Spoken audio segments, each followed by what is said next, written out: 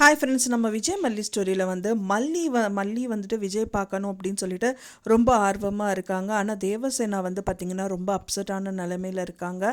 எதனால அப்படின்னு பார்த்தீங்கன்னா வந்துட்டு அவங்களுக்கு வந்து பார்த்திங்க அப்படின்னா என்னதான் மனோகர் கூடயே இருந்தாலும் இப்போ அவங்களுக்கு வந்து உதாரணம் மெயினாக வந்துட்டு மெயின் கேஸான விஜய் வந்து அவங்க ஒய்ஃபை கொலை பண்ணலை அப்படின்றக்கான ஆதாரம் வந்து அவங்களுக்கு கிடைக்கல.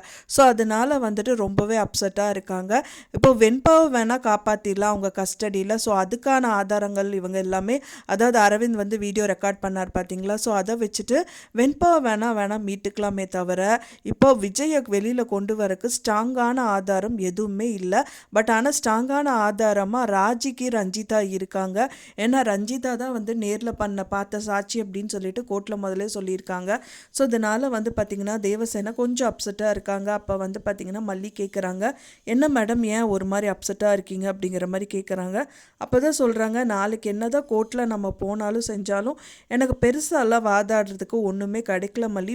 நம்மளுக்கு மெயினான ஆதாரம் வந்து விஜய்க்கு வந்துட்டு விஜய் இந்த மாதிரி விஷயங்கள் எதுவுமே பண்ணலை அப்படிங்கிறதுக்கான ஆதாரம் இப்போ வரைக்குமே நம்மளுக்கு கிடைக்கல. அதனால வந்துட்டு நாளைக்கு கோர்ட்டுக்கே நான் வந்தாலும் வந்துட்டு என்னால் ஸ்ட்ராங்காக இது விஷயமா எதுவுமே வந்துட்டு என்னால் வாதாட முடியாது. வேணால் அந்த ஆதாரம் சேகரிக்கிறதுக்கான டைம் வேணால் அவங்கக்கிட்ட கேட்கலாம். அது மட்டும்தான் நம்மளால் இப்போ முடியும். ஆனால் ரஞ்சிதாவை கோர்ட்டுக்கு வராமல் ஏதாவது தடுக்க முடியுமா அப்படிங்கிற மாதிரி மல்லிகிட்ட ஹெல்ப் கேட்குறாங்க.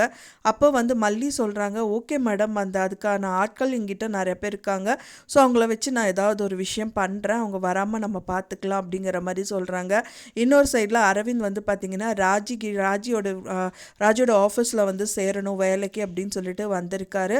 அண்ட் தென் ரஞ்சிதா கூட பரவாயில்லைங்க, அவங்கள கொஞ்சம் ஏற்றுக்கலாங்க, ஓகே அவங்க வேலைக்கு இருக்கட்டுங்கிற மாதிரி தான் அவங்களும் நினைக்கிறாங்க.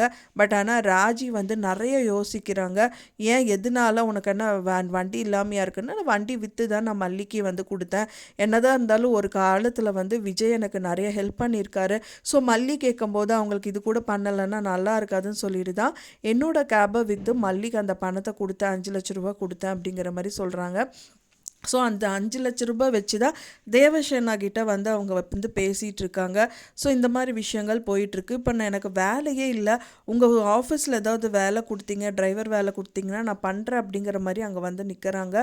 ஸோ அப்போ தான் வந்து அன்னபூர்ணி அம்மா வந்து சொல்கிறாங்க, அன்னபூர்ணி அம்மா தான் அவங்க தான் பெரிய ஆள் இல்லையா, அவங்கக்கிட்ட கேட்க வேண்டியதானே அப்படின்னு சொல்லி கேட்குறாங்க. அப்போ அவங்க வந்து பார்த்திங்கன்னா அவங்க என்னங்க வெறும் ஆட்கள் மட்டும்தான் வேலைக்கு சேர்த்தி விட்டு அதில் வர கமிஷன் தானே அவங்க வந்து வாங்கிட்டு வாழ்ந்துட்டுருக்காங்க, அவங்கனால எனக்கு எப்படி வேலை கொடுக்க முடியும் அப்படிங்கிற மாதிரி கேட்குறாங்க.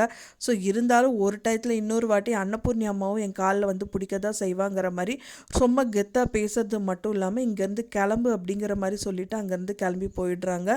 அது மட்டும் இல்லாமல் வந்து பார்த்திங்கன்னா மனோகர் வந்து அவங்க வீட்டில் வந்து இருந்துட்டாங்க. ஒரு 10 நாள் இருக்க சொல்லி ரஞ்சிதா கேட்குறாங்க. ரஞ்சிதா வந்து கேட்டதுக்கப்புறம் இல்லை நான் கிளம்புறேங்கிற மாதிரி தான் அவரும் சொல்கிறாரு. ஆனால் அவரோட பிளானே அங்கே இருக்கணும், அவங்களோடது எல்லாமே வந்து முறியடிக்கணுங்கிறதுக்காக தான் அங்கே வந்திருக்காரு. ஸோ ஆனால் ராஜி வாயிலேருந்து வரணும் அப்படிங்கிறதுக்காக தான் வெயிட் பண்ணார். ஆனால் ராஜியும் சொல்லிட்டாங்க, ஓகே உன் மகளுக்காக இருங்க, கோயில் குளம்லாம் அப்புறம் பார்த்துக்கலாம், அது அங்கேயே தான் இருக்கும் அப்படிங்கிற மாதிரி சொல்கிறாங்க. ஸோ ஒரு 10 நாள் தானே நம்ம இருக்க போகிறோம், இன்னும் ஒரு 10 நாள் வேணுமே அப்படிங்கிற மாதிரி நினச்சிட்ருக்காங்க. சரி ஓகே இப்போத்துக்கு பார்த்துக்கலாம் அப்படிங்கிற மாதிரி தான் வெயிட் பண்ணிகிட்ருக்காரு. ஆனால் மாப்பிள்ளையும் கூட வரேன்னு சொன்னாரே, மாப்பிள்ளைன்னு சொன்னது வந்து அரவிந்த சொல்கிறாரு, ஏன் இன்னி அவர் வரல அப்படிங்கிற மாதிரி யோசிச்சுட்ருக்காரு. அவரோட பிளான் என்னன்னா அவங்க ஆஃபீஸில் வேலைக்கு சேரணுங்கிற மாதிரி அவர் பிளான் பண்ணிகிட்ருக்காரு. அதுவும் வந்து இப்போ முறியடிக்கிற மாதிரி வந்து ராஜி பண்ணிட்டாங்க. அவங்க சேர்த்துருந்தாங்கன்னா நம்மளுக்கே டவுட்டு வந்திருக்கும். ஏன்னா இப்போ இருக்கிற சுச்சுவேஷன்லாம் அவங்கள சேர்த்தா வந்துட்டு ராஜிக்கு பயங்கர தலைவலியாக தான் இருக்கும்.